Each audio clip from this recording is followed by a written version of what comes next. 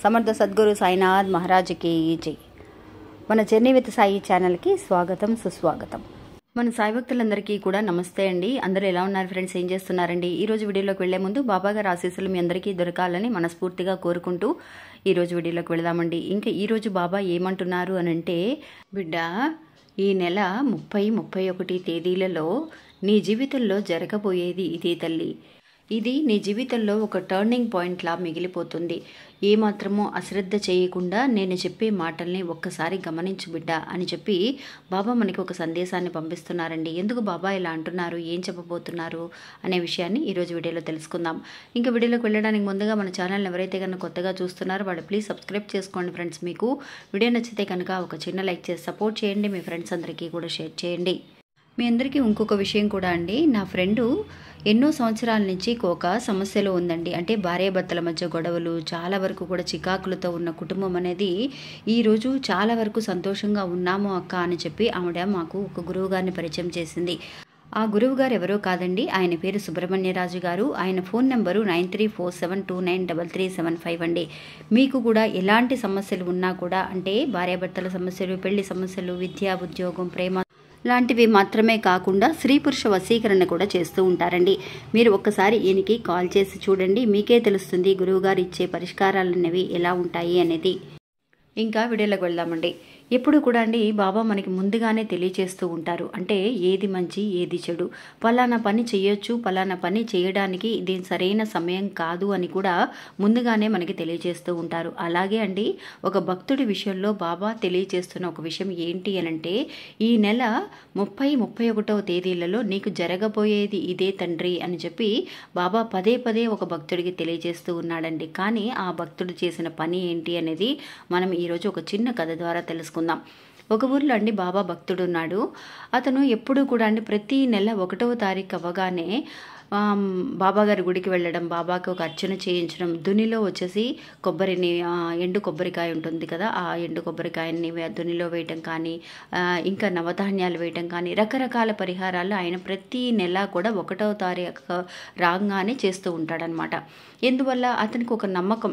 ప్రతి నెల మనందరము కూడా మన ఛానల్లో ఎన్నోసార్లు తెలియజేశామండి, మనం ఎప్పుడు గురువారం నాడు గుడికి వెళ్ళినా సరే, లేదంటే ఆ నెలంతా కూడా 1వ తారీఖు ఎందుకు పరిహారం చేస్తూ ఉంటాం, ఆ నెలంతా కూడా మనకి కొంచెం ఎలాంటి ఆటంకాలు లేకుండా అనుకున్న పనులన్నీ కూడా సవ్యంగా జరగాలి అని చెప్పి మనం ఇలాంటి పరిహారాలు చేస్తే మంచిది అని.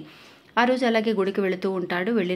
వెళ్ళేటప్పుడు పూజలు పరిహారాలతో పాటు అండి అక్కడ ఉన్న చిన్న పిల్లలకి అన్నదానం చేస్తూ ఉంటాడు. కనీసం ఒక 10 మందికైనా సరే అతని వల్ల అయినంత వరకు బయట హోటల్లో కొన్ని తీసుకొచ్చి వాళ్ళందరికీ కూడా భోజనం ఇస్తూ ఉంటాడని, పంచిపెడుతూ ఉంటాడనమాట. ఇలా ప్రతి నెల కూడా అతనికి జరుగుతూ ఉంటుంది. ఒకసారి అతనికి ఏమైంది అని అంటే అండి, అతనికి ఒక చోటు అనేది ఉందన్నమాట. ఒక ల్యాండ్, చాలా వరకు కూడా చాలా పెద్ద ల్యాండ్ ఉందన్నమాట. ఆ ల్యాండ్ని తనకి లాభాలు రావట్లేదని, ఆ ల్యాండ్ అమ్మేయాలని అతను అనుకుంటూ ఉంటాడనమాట. అలా అమ్మేయాలని అనుకుంటూ ఉన్నప్పుడు బాబా దగ్గర నుంచి ఒక మెసేజ్ వస్తూ ఉంటుందండి అతనికి. అంటే ఈ నెలలో నీకు 30-31 తేదీల్లో జరగబోయేది ఇదే అని చెప్పి అతను అనుకుంటూ ఉంటాడండి. సరే, నేను ఎప్పుడు కూడా ఇలాగే ఏదోనా ఒక విషయం జరుగుతూ ఉంటుంది కదా, అది జరుగుతుందా లేదా అని చెప్పి అతను ఆలోచిస్తూ ఉంటాడు. ఈలోపు ఏమవుతుంది అని అంటే, ఆ ల్యాండ్ అమ్మాలని అనుకుంటున్నాడు కదా, ఆ ల్యాండ్కి ఒక రేట్ అనేది వస్తుంది. అది చాలా తక్కువగా అడుగుతారనమాట. అతను కంగారు పడిపోయి, నాకు అంటే ఒక రియల్ ఎస్టేట్ బిజినెస్ కోసం అతను ఆ ల్యాండ్ని పెట్టుకొని ఉంటాడు. ఇంకా అలా అతని స్టార్ట్ చేస్తే ఒకవేళ లాభం వస్తుందా లేదా, అసలు ల్యాండే నాకు రేట్ రావట్లేదు, ఒకవేళ రియల్ ఎస్టేట్ బిజినెస్ స్టార్ట్ చేస్తే అసలు లాభాలు ఉంటాయా లేదా అన్న భయంతో అతను అమ్మేయాలనుకుంటాడండి. కొన్ని ఏకర్స్ ఉంటాయి కదా, అలాగా సెంట్లని, అట్లా చాలా పెద్ద ల్యాండ్ అనమాట అది. అలా అమ్మకూడదు అని చెప్పి ఫ్రెండ్స్ చెప్తూ ఉంటారు, మధ్యలో వాళ్ళ అమ్మా నాన్న చెప్తూ ఉంటారు. వాళ్ళ అమ్మా నాన్న నుంచి వచ్చిన ఆస్తి అనమాట అది అతనికి. అలాగా ఎన్నో ఏళ్ల నుంచి వెయిట్ చేస్తూ ఉన్నాడండి. చివరిగా అమ్మే టయానికి బాబా దగ్గర నుంచి కూడా మెసేజ్ వస్తూ ఉంటుంది, ఇలాగా మంచి జరగబోతుంది నీకు అని చెప్పినా కూడా వినిపించుకోలేదు.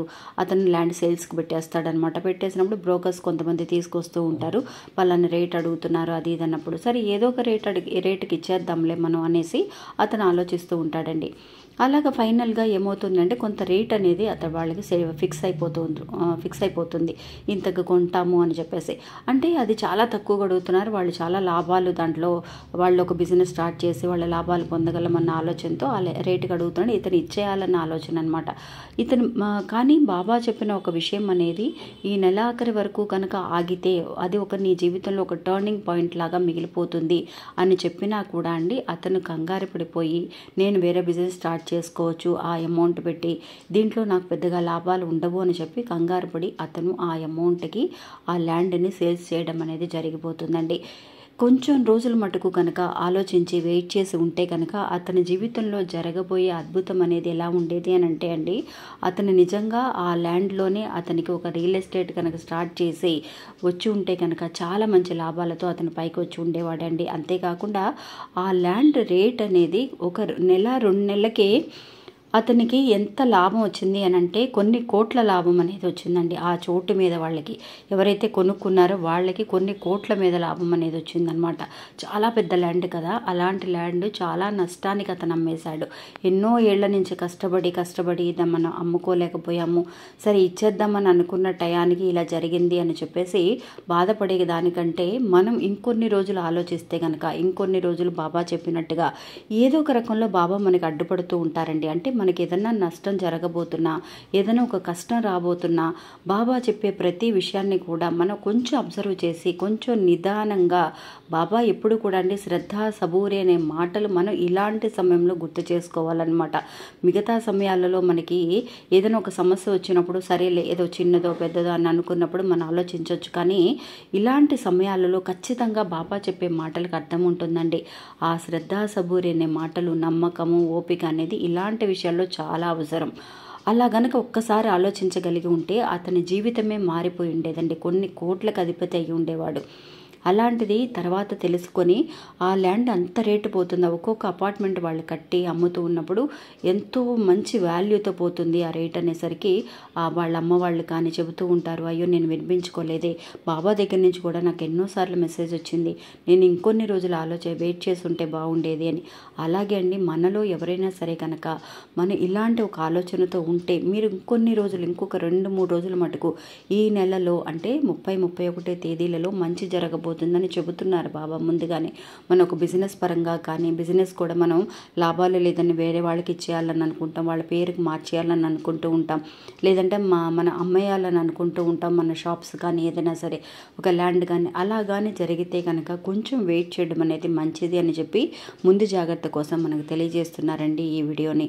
నిజంగా కొంచెం మన శ్రద్ధ చేయకుండా కొంచెం వెయిట్ చేసి చూడండి ఫ్రెండ్స్, ఖచ్చితంగా బాబా చెప్పే మాటల్లో అర్థం అనేది ఉంటుంది. ఇంకా ఇది ఫ్రెండ్స్ ఈరోజు మన వీడియో. ఈ వీడియో కూడా మీ అందరికీ ఎంతో ఉపయోగపడుతుందని అనుకుంటున్నాను.